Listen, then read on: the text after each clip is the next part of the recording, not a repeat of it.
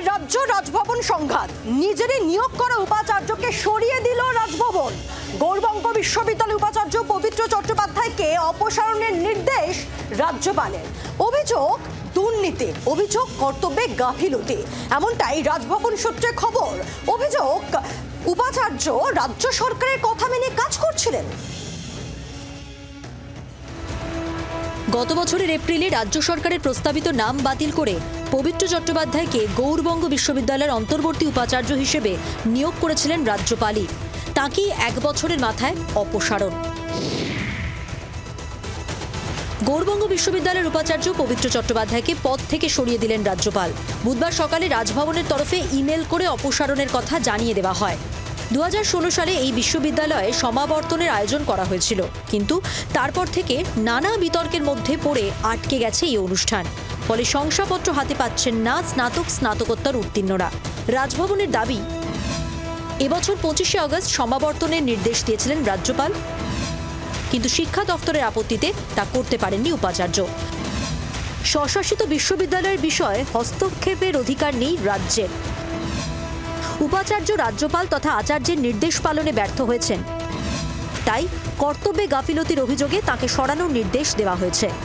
এর আগেও তিনি ভাইস চ্যান্সেলরকে সরিয়ে দিয়েছিলেন, শিক্ষামন্ত্রী এসেছিলেন ক্যাম্পাসের মধ্যে, সেই কারণের জন্য আমরা মনে করি আবারও তিনি এই ভিসিকে সরিয়ে দিচ্ছেন। কেন? কারণ এই ভিসি রাজ্যপালের দ্বারা বা রাজভবনের দ্বারা নিয়ন্ত্রিত হচ্ছেন। আমরা এর তীব্র ধিক্কার জানাই।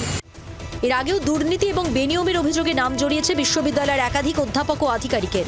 তা নিয়ে রাজ্যপালের দ্বারস্থ হয় বিজেপি। এই শিক্ষা ব্যবস্থার মেরুদণ্ড সোজা করে উঠতে পারবে না। তার অঙ্গ হিসেবে গৌড়বঙ্গ ইউনিভার্সিটিও তার একটা অন্যতম জায়গা। সেই জন্য নানা রকম শিক্ষার যে দুর্নীতি, সেই দুর্নীতির খবর রাজ্যপালের কাছে আছে স্পেসিফিক ভাবে। সেই জন্যই উপাচার্যকে লিখিতভাবে হোক আর মৌখিকভাবে হোক তার জায়গা থেকে সরে যেতে হয়েছে। গৌড়বঙ্গ ইউনিভার্সিটিতে অনেক খেলাই চলে, তার মধ্যে বিজেপি ওই খেলাতে প্রচন্ড আছে।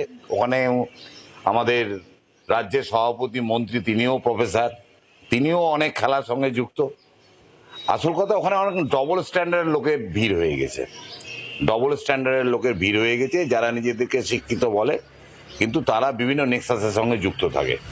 এর আগে নির্দেশ না মানায় যাদবপুরের ভারপ্রাপ্ত উপাচার্য ভাস্কর গুপ্তকে সরিয়ে দিয়েছিলেন রাজ্যপাল। সেই তালিকায় জুড়ল গৌড়বঙ্গ বিশ্ববিদ্যালয়। রাজ্যপাল সংঘাত পর্বে জুড়ল আরও এক অধ্যায়। শ্রেয়সী গঙ্গোপাধ্যায় ও রণজয় সিংহের রিপোর্ট, জি 24 ঘন্টা। বাংলার আওয়াজ, বাঙালির আবেগ, জি 24 ঘন্টা।